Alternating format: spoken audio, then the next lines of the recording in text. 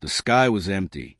It stretched wide and endless above the waters of the Pacific Ocean, calm and silent in a way that felt unnatural. There were no engines, no gunfire, no sign of what was coming. But beneath that quiet surface, everything was already in motion. Forces were moving. Decisions had been made. And somewhere beyond the horizon, history was about to change. It was 1944, deep into the brutal timeline of World War II, and the Pacific War had reached a point where neither side could afford to hesitate.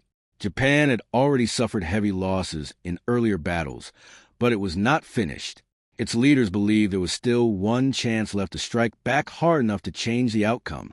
One massive operation, one overwhelming attack, one final gamble. The location chosen was the Philippine Sea, a vast expanse that would soon become a battlefield filled with fire, steel, and falling aircraft. Japanese naval forces moved into position, their carriers loaded with planes, their crews prepared for what they believed would be a decisive victory. Pilots sat in their cockpits, hands steady, minds focused, waiting for the signal that would send them into the sky. They had done this before. They had succeeded before. And they believed they would succeed again. Across the ocean, American forces were also preparing. But something had changed. They were no longer reacting blindly. They were no longer learning in the middle of battle. They had studied the enemy, refined their tactics, and built a system designed to counter everything Japan could bring. Their carriers formed a powerful defensive screen, supported by radar systems that could detect threats long before they appeared in sight. And above those carriers waited the aircraft that would define the battle, the Grumman F6F Hellcat. It was not elegant, it was not delicate, but it was exactly what the war demanded. Strong enough to survive, fast enough to strike, deadly enough to end a fight in seconds. The moment came without warning. Radar operators picked up signals, distant, faint but unmistakable. Aircraft were approaching, hundreds of them. The Japanese strike had begun. Orders moved quickly across the fleet. Pilots rushed into their cockpits. Engines roared to life, shaking the decks beneath them. One after another, Hellcats launched into the sky, climbing rapidly, forming layers of defense between the incoming enemy and the ships below. The distance closed quickly. The silence broke. And then the sky erupted. Japanese aircraft surged forward in large formations, determined to break through. They came in waves, coordinated and aggressive, carrying bombs and torpedoes meant to destroy everything below. But as they entered range, they were met by something they had not fully anticipated: control. American fighters did not scatter. They did not panic. They moved with discipline, guided by radar, directed into position with precision. They climbed above the incoming formations, positioning themselves where speed and altitude would give them the advantage. Then they attacked. Hellcats dove from above, their speed increasing rapidly as they dropped into the enemy formation. Gunfire burst from their wings, heavy rounds tearing into aircraft that had little time to react. One bomber exploded instantly, its fragments scattering across the sky. Another tried to turn away but could not escape the speed of the attack. Within seconds, more aircraft were hit. More fell. The formation began to break. Japanese pilots tried to respond, relying on instinct and maneuverability. They turned sharply, attempting to outfly the attackers. But the Hellcats did not follow into tight turns. They stayed fast, stayed above, and chose when to engage. They struck, pulled away, climbed again, and returned. Each pass was calculated. Each attack was deliberate. And each mistake made by the opposing pilots became fatal almost instantly. The first wave collapsed faster than anyone expected, but there was no time to reflect, because another wave was already approaching, and then another, the sky filled with aircraft, layers upon layers of movement, sound, and destruction. Smoke trails streaked downward as damaged planes fell toward the ocean. Explosions echoed across the sky. The scale of the battle grew with every passing minute, yet through all of it, the pattern remained the same. American fighters controlled the fight. They chose where to engage. They chose when to strike. And they never gave up that advantage. Japanese pilots pushed forward again and again, but the results did not change. Their formations broke apart under pressure. Their attacks failed to reach their targets. Their losses grew rapidly. Some tried to escape. Few succeeded. Because the Hellcats were fast in the dive, able to close distance quickly and deliver overwhelming firepower before pulling away. They could absorb damage that would destroy lighter aircraft. And most importantly, they were flown by pilots who understood exactly how to use them. Within hours, the sky had transformed into something unrecognizable. It was no longer a battlefield. It was a collapse. Aircraft fell in numbers too large to track. Pilots who had trained for years were lost in seconds. Entire formations disappeared before they could complete their missions. The ocean below filled with debris, fuel, and wreckage. And still more waves came. Each one met the same fate. The scale of destruction became impossible to ignore. Reports began to spread across the Japanese fleet. Aircraft were not returning. Pilots were not responding. The strike was failing, but the attack continued. Because it had to. There was no alternative left. Back on the American carriers, the situation was becoming clear. The threat was being eliminated before it could reach them. The skies above the fleet were holding. The defense was working beyond expectation. But no one relaxed, because they knew something else remained. The enemy carriers were still out there, and as long as they existed, the battle was not over. The air battle had reached its peak, but the final phase had not yet begun. American commanders prepared for the next move. Aircraft were refueled. Weapons were reloaded. Pilots were briefed again. Now it was time to strike back, because destroying the incoming waves was not enough. The source had to be eliminated. Somewhere beyond the horizon, the Japanese carriers waited, launching what remained of their aircraft, unaware of how quickly their offensive power was disappearing. But that would soon change, because American aircraft were already turning. The sky was no longer a battlefield. It was a graveyard.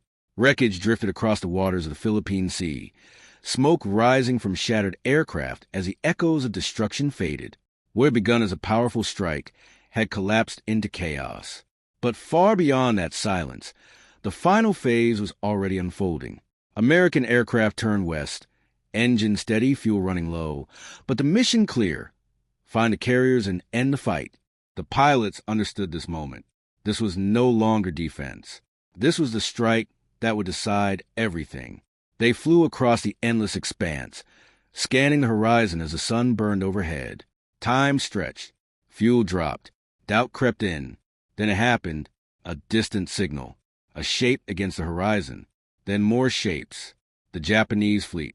The carriers were still there, still moving, still dangerous.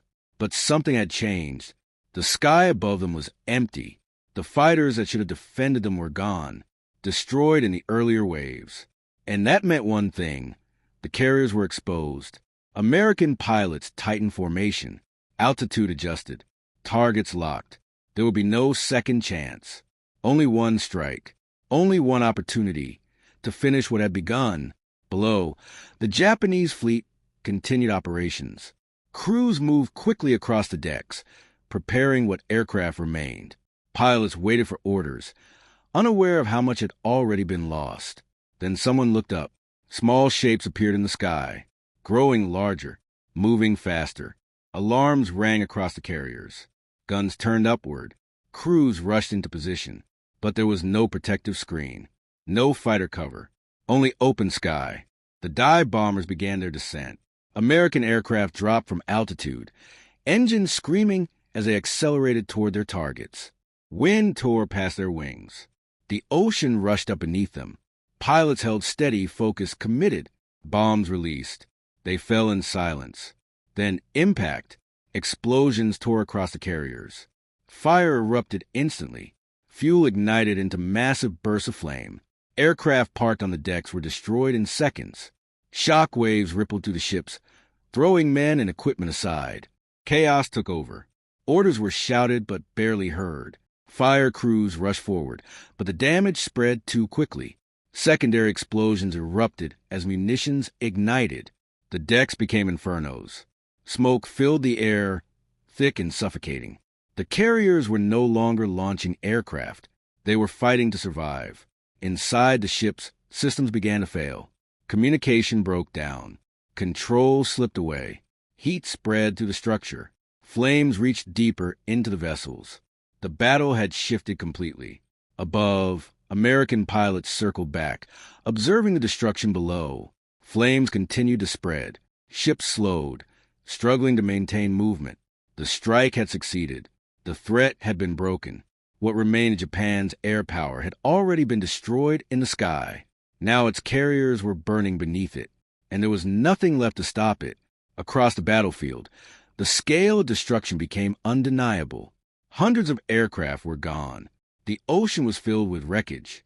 Pilots who had once dominated the skies had vanished within hours. And for Japan, those losses were permanent, because this was not just about machines. It was about experience, training, time, all lost in a single day. Back on the American carriers, aircraft returned one by one. Landings were tense, precise. Crews rushed to recover planes, assist pilots, and prepare for whatever might come next. But deep down, they already understood. This battle had decided something far greater. The balance of power in the Pacific had shifted beyond repair. Japan's ability to control the skies was gone. Its ability to launch large, coordinated strikes had been shattered. And without that, everything changed. From that moment forward, every battle would carry the weight of this day. Every mission would reflect the loss of what Japan could no longer replace. Because wars are not only decided by victories, they are decided by what cannot be rebuilt. And on this day, Japan lost what it could never recover. The ocean slowly returned to calm. Smoke drifted away into the sky. The sounds of battle faded into silence. But the evidence remained, scattered across the water in broken aircraft and burning debris. For the Americans, it was a victory, hard-fought, costly, but decisive. For Japan, it was something far more serious, a realization that the war had changed, that the skies no longer belonged to them, that every battle from this point forward would be fought from a position of weakness.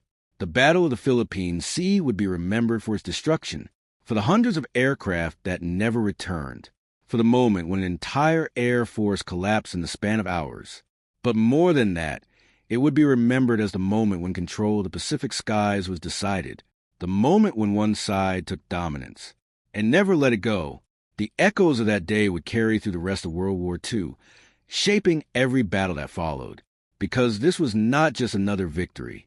It was the end of something powerful, and the beginning of something unstoppable.